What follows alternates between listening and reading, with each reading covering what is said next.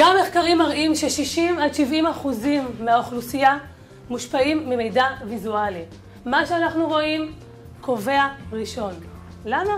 נגיע לזה בסוף אולי. איפה הייתם בוחרים לגור? תרימו ידיים, אלה שתי האופציות היחידות, אגב, אין מגדלים באף מקום אחר. אלה שתי האופציות. מה זה מידע ויזואלי? כשאנחנו מדברים על אנשים. איך שאנחנו נראים? מה זאת אומרת איך שאנחנו נראים? שיער. אוקיי, באיזה מובן? לבוש, שיער, טיפוח, שפת גוף, הליכה, שפת גוף. אקססוריז, כל מה שאנחנו רואים בעצם. ומה עם קול? קול רואים? ריח אפשר לראות? לא, אבל אי אפשר לראות ריח?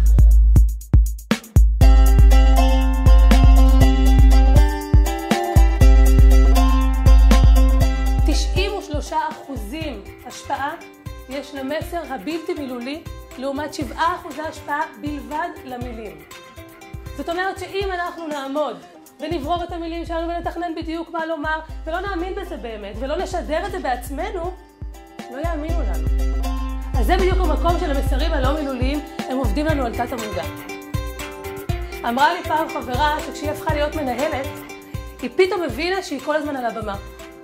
היא פתאום הבינה שרואים אותה מכל מקום.